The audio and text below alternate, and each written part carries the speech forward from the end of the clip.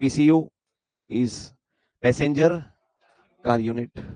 કોને ખબર what do you understand by PCU?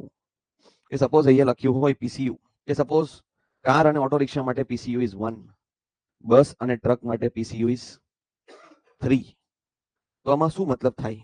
આ જે છે PCU passenger car unit, PCU જે છે કાર માટે સ્ટાન્ડર્ડ 1, બસ માટે 3 કે ટ્રક માટે 3. શું મતલબ થાય એનો? બસ જેટલી એક જગ્યા રોકે છે એટલી એમાં 3 ગાડી આવી જાય, 1 2 અને 3. વેલોસિટી પર બી ડિપેન્ડ કરે. શું આ સાચું છે? જેટલી જગ્યા બસ રોકે છે એટલા જગ્યામાં કેટલી ગાડી આવી જાય? 3 ગાડી આવી જાય. સાચું છે કે ખોટું છે? ઘણા બધાને આવું લાગતું હશે, બરાબર છે, પણ આ તદ્દન ખોટું છે. કોલેજમાં જનરલી આ જ ભણીને આવ્યા આપણે. એ મતલબ એવું થઈ ગયું કે એક છે આ છે ઘોડાગાડી અને આ બળદગાડી, અને મોટી બળદગાડી લઈએ તો જેટલી જગ્યા મોટી બળદગાડી રોકે એટલામાં 8 ગાડી આવી જાય. કેટલી ગાડી આવી જાય છે? શું બળદગાડી એ ટ્રક કરતા બી લાંબી હોય? નહીં. અહીંયા આપણે જે યસ્ટરડે આપણે જો એક જોયું હતું ઉપર ઉપરથી પ્રોપર્ટી, અને બીજી શું જોયું? Detail property. Detail property apply કરીશું. ડિટેલ પ્રોપર્ટી એપ્લાય કરીશું તો ક્લેરિટી 100% આવી જશે. આનો મતલબ શું થાય? એકચ્યુઅલી મતલબ શું થાય? હવે જો ધ્યાનથી, પેસેન્જર કાર યુનિટનો કોન્સેપ્ટ કેમ આવ્યો? પેસેન્જર કાર યુનિટનો કોન્સેપ્ટ જે છે, to convert the different class of the vehicle of mixed traffic condition to a standard vehicle, that is PCU is used. કેમ PCU યુઝ કરવામાં આવે છે? કારણ કે રોડના ઉપર એક પ્રકારના વેહિકલ જે છે, એક પ્રકારના વેહિકલ જે છે એ હોય નહીં. રોડના ઉપર તો ટ્રક બી હોય, બસ બી હોય, ગાડી બી હોય, બાઇક બી હોય, બરાબર. અલગ અલગ પ્રકારના શું હોય? અલગ અલગ પ્રકારના વેહિકલ હોય. હવે અલગ અલગ પ્રકારના વેહિકલ હોય તો સ્ટડી કરવાનું ટિપિકલ થઈ જાય છે. તો બધા અલગ મિક્સ ટ્રાફિક કન્ડિશનને આપણે શું કરીએ છીએ? આપણે એક અલગ વેહિકલમાં, સ્ટાન્ડર્ડ વેહિકલમાં કન્વર્ટ કરીએ, જેને આપણે કહે છે પેસેન્જર કાર યુનિટ. શું કહે છે? પેસેન્જર ઇક્વિવેલન્ટ કરીએ. આ વેહિકલ આના ઇક્વિવેલન્ટ. કેમ આવું કરી રહ્યા છે? એ બી રીઝન જોવું જોઈએ ને. કે આપણે શું કામ અલગ અલગ વેહિકલ છે તો અલગ અલગ વેહિકલની સ્ટડી કરીએ તો સ્ટડી ટિપિકલ થાય. બીજું કે જે મારું અઝમ્પશન છે, મારું શું અઝમ્પશન છે કે સ્પેસ હેડવે રિમેન્સ સેમ. એ ક્યારે હશે? જ્યારે વેહિકલ બધા શું રહેવું જોઈએ? સેમ.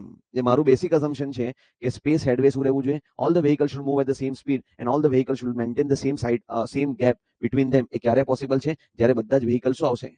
સેમ આવશે. એટલે મારે બધા વેહિકલને છે ને એક સ્ટાન્ડર્ડ વેહિકલમાં કન્વર્ટ કરવાનું છે, અને એ વેહિકલ જે છે એને આપણે કહીએ છીએ, એ કન્વર્ઝન આપણે શું કહે છે? Passenger car unit. શું કહે છે આપણે? Passenger car. એટલે ઘણી વાર તમને વેહિકલ પર અવર નહીં લખેલો હશે, ઘણી વાર વેહિકલ પર અવર નહીં લખેલું, તમને લખેલું PCU પર અવર. શું આવશે? પેસેન્જર કાર યુનિટ પર અવર. પેસેન્જર કાર યુનિટ પર અવર આવું કે તમને ત્યાં લખેલો છે. So what is passenger car unit? Passenger car unit is capacity of the road when there is passenger car only. ઉપર શું લેવાનું? Passenger car only divided by capacity of the road when the vehicle of some other class. જે બી આપ્યું હોય, truck આપ્યું હોય. એટલે passenger car unit શું છે? રેશિયો છે કેપેસિટીનો. ઉપર શું લેવાનું? Passenger car only. અહીંયા શું લેવાનું? આપણે જે બીજા ક્લાસના વેહિકલ જે છે એનું શું લેવાનું છે? એનું કેપેસિટી લેવાનું. એટલે આપણે અહીંયા PCU અપોન અવર આપણે ટ્રાફિક વોલ્યુમ લઈએ. હવે આના ફિઝિકલ સિગ્નિફિકન્સ પર આવીએ. આના શેના પર આવીએ છીએ? ફિઝિકલ સિગ્નિફિકન્સ પર આવીએ તો આપણને એટલીસ્ટ આઈડિયા આવશે કે આ છે શું. કે જે રીતે આપણે કહીએ છીએ, જો જે રીતે આપણે કહીએ છીએ કે કાર કે ઓટો રિક્ષાનું PCU શું છે? કાર કે ઓટો રિક્ષાનું PCU છે 1. કાર કે ઓટો રિક્ષાનું PCU શું છે? PCU છે 1. હવે આપણે શું કરીએ છીએ? એક સ્પેસ હેડવેને શું કરીએ છીએ? સ્પેસ હેડવેને ફિક્સ કરીએ. નાઉ પ્લીઝ બી અટેન્ટિવ. અહીંયા તમારી ઇન્ટરવ્યુમાં બી પૂછે છે અને તમે કહેશો કે બસ અને ટ્રકના સ્પેસનું they will not be convinced. આ જે છે સ્પેસ હેડવેને આપણે ફિક્સ માનીએ. હવે જો ધ્યાનથી, કારનું PCU શું છે? 1. બરાબર છે. બસ જે છે, બસ કે ટ્રકનું PCU કેટલું છે? 3. એનો મતલબ એ થાય કે એક આપણે સ્પેસ હેડવે ફિક્સ માન્યું છે. એક સ્પેસ હેડવે શું માન્યું છે? સ્પેસ હેડવે ફિક્સ માન્યું છે. હવે આપણે ટાઈમ હેડવે પર આવીએ. ટાઈમ હેડવે પર આવીએ તો લખેલું છે, જોવું ધ્યાનથી, કે જો હું PCU છે, PCU of car is let's સે 1 અને બસનું PCU છે 3, તો ટાઈમ રિક્વાયર્ડ, સપોઝ માની લો ટાઈમ રિક્વાયર્ડ આ સ્પેસ હેડવેને કવર કરવા માટે, સ્પેસ હેડવેને કવર કરવા માટે જે ગાડીને ટાઈમ લાગશે, બરાબર છે, જે ગાડીને ટાઈમ લાગશે અને જે બસને ટાઈમ લાગશે એને આપણે કમ્પેર કરી રહ્યા છીએ. શેને કવર કરવા માટે? સ્પેસ હેડવેને. શેને કવર કરવા માટે? સ્પેસ હેડવેને. હવે એ સ્પેસ હેડવેને કવર કરવા માટે બસને જેટલો સમય લાગશે એટલા સમયમાં 3 ગાડી નીકળી જશે. કેટલી ગાડી નીકળી જશે? 3 ગાડી. આટલા સ્પેસ હેડવે ને કવર કરવા માટે જેટલા ટાઈમ મોટા વેહિકલને લાગશે, કેટલાને લાગશે? બસને સપોઝ માઇનસ સ્ક્રીન છે, આ સ્ક્રીન જે છે આ સ્ક્રીનને કવર કરવા માટે બસને જેટલો સમય લાગશે એટલામાં કેટલી ગાડી નીકળી જશે? 3. કેટલી ગાડી નીકળી જશે? 3. બરાબર છે. એટલે ધ્યાન રાખવાનું. હવે સપોઝ માની લો આનો જે પીસીયુ છે, આનું પીસીયુ છે હોર્સ કાર્ટનું પીસીયુ છે 4. કેટલું પીસીયુ છે? 4. મતલબ શું થાય? આ સ્પેસ હેડવે ને કવર કરવા માટે એક ઘોડા ગાડી હોય તો ઘોડા ગાડી લઈને આપણે જઈને અને આ સ્પેસ હેડવે ને કવર કરીએ એટલા ટાઈમમાં કેટલી ગાડી નીકળી જશે? પેસેન્જર કાર કેટલી નીકળી જશે? 4. હજુ આપણે બુલોક કાર્ટ પર આવે. બુલોક કાર્ટ તો ઘોડા ગાડી કરતા ફાસ્ટ છે કે શું છે?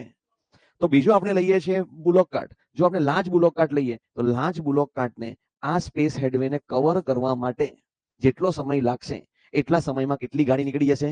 કેટલી ગાડી નીકળી જશે? 8 ગાડી નીકળી જશે. હવે જો ધ્યાનથી સ્કૂટર કે મોટરસાયકલનું પીસીયુ શું છે? 1 કરતા ઓછું. 1 કરતા શું છે? ઓછું. એટલે 0.5. મતલબ શું થયો કે હવે એક ગાડી પેસેન્જર કાર જેટલા સમયમાં આ સ્પેસ હેડવે ને કવર કરવા માટે જેટલો સમય લગાડશે એટલામાં કેટલા સ્કૂટર નીકળી જશે? 2 સ્કૂટર નીકળી જશે. કેટલા સ્કૂટર નીકળી જશે? 2 સ્કૂટર નીકળી જશે. તો time required by 2 scooter to cross a particular section is same as that of vote?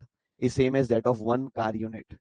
એટલે ધ્યાન નહીં રાખવાનું. એટલે આનો મતલબ એવું નથી કે જેટલા સમયમાં મતલબ જેટલી જગ્યા એક બસ રોકે છે એટલા જગ્યામાં 3 ગાડી આવી જાય એવું નહીં. આનો મતલબ એ થાય કે જેટલી જગ્યા એક બસને કવર કરવામાં લાગે છે સ્પેસ હેડવે એટલા જ ટાઈમમાં કેટલી ગાડી ત્યાંથી નીકળી જશે?